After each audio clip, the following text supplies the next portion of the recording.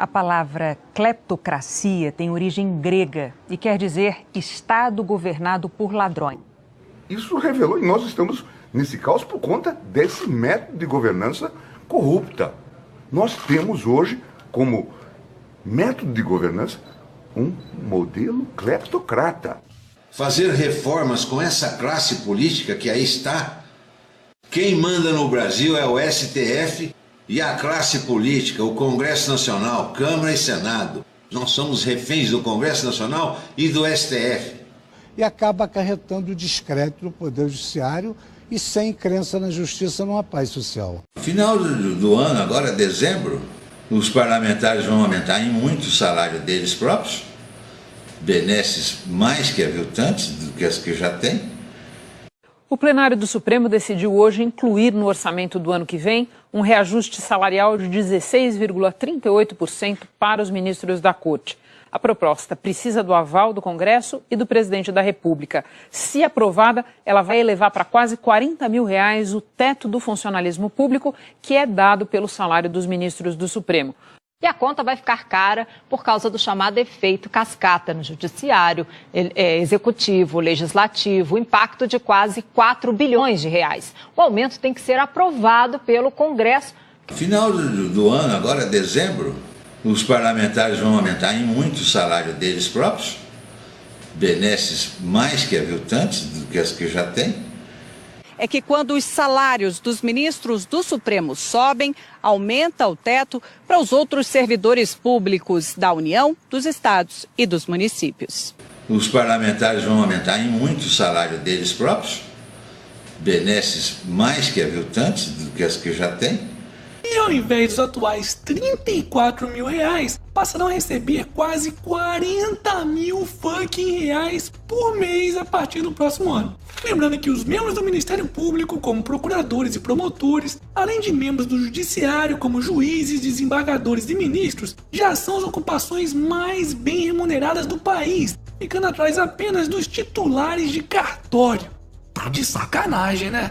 Só para vocês terem uma ideia, o impacto do reajuste dos salários só desses 11 ministros do STF terá um impacto de quase R$3 milhões dos nossos impostos. E se você tá achando que isso vai ficar só nesse aumentozinho para os ministros do STF, achou errado, pois os salários dos ministros servem de base para o teto do funcionalismo público. Ou seja, graças ao efeito em cascata, os gastos com o restante do Poder Judiciário e com todo o funcionalismo público em geral, inclusive o salário dos próprios políticos, também acabarão sendo reajustados. E a estimativa é que esse reajuste poderá causar um rombo de pelo menos R$4 bilhões aos cofres públicos, podendo ultrapassar a casa dos 7 bilhões em 2019.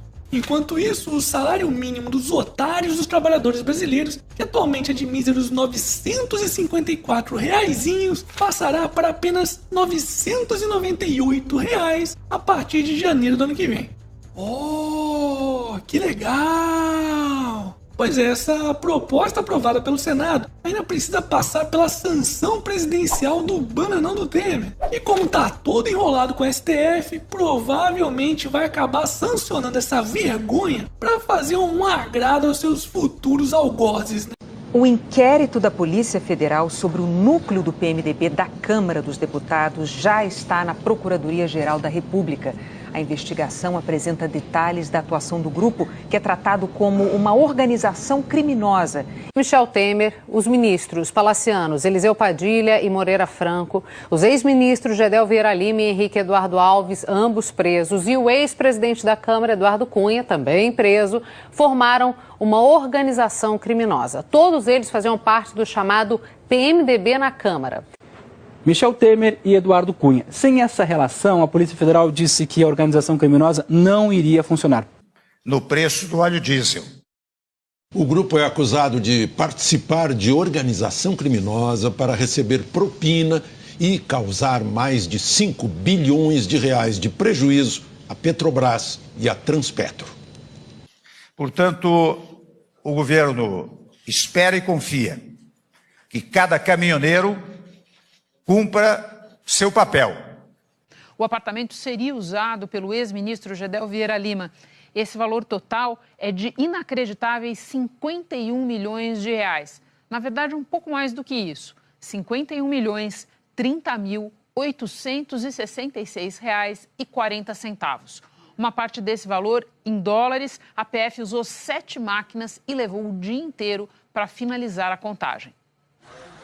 Essa é considerada a maior apreensão já feita pela Polícia Federal de dinheiro em espécie. Os policiais se depararam com 8 malas e 6 caixas com notas de 50 e 100 reais e tiveram que usar 2 caminhonetes para fazer o transporte.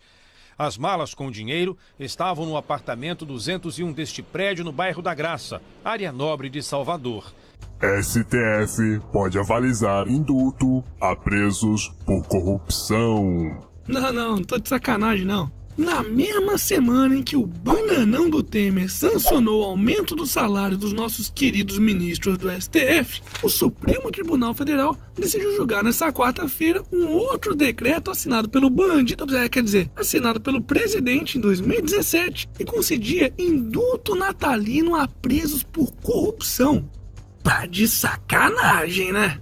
Pra quem não se lembra, o tal decreto simplesmente abria as celas dos políticos condenados pela Operação Lava Jato, como é o caso de Lula, Cunha, Cabral, Palocci e tantos outros bandidos que estão presos atualmente. Além, claro, de beneficiar o seu próprio criador, que poderá ser preso ainda em 2019, já que ficará sem a maldita proteção do foro privilegiado.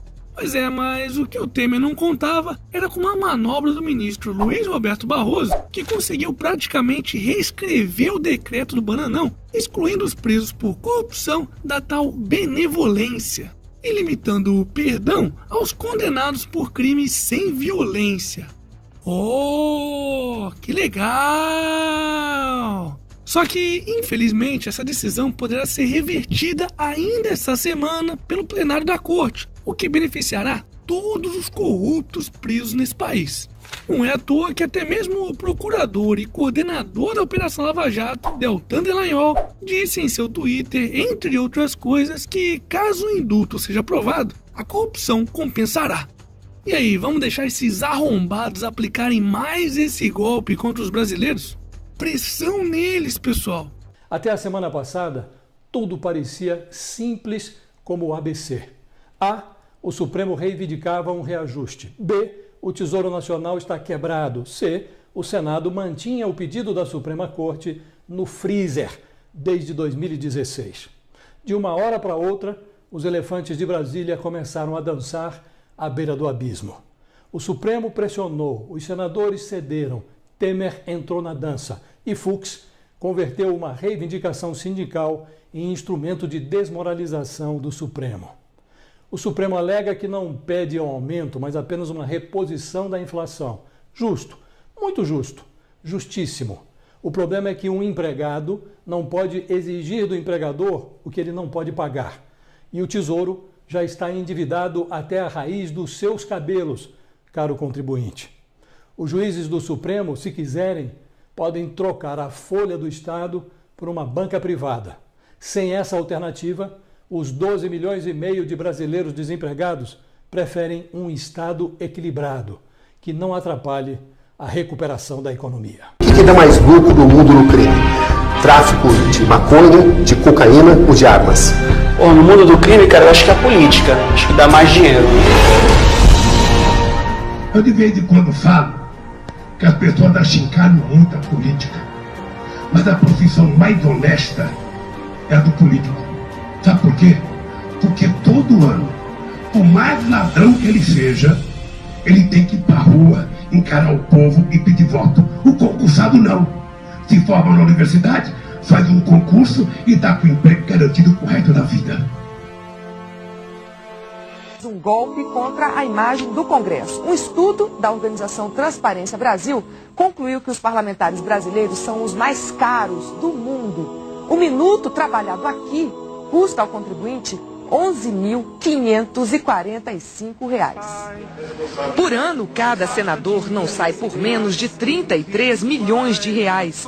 O custo anual de um deputado é de R$ 6.600.000. Os valores gastos com o Congresso causam ainda mais espanto quando comparados a países mais ricos que o Brasil. Se fizermos a média dos custos de deputados e senadores, cada parlamentar no Brasil sai por 10 milhões e 200 mil reais por ano.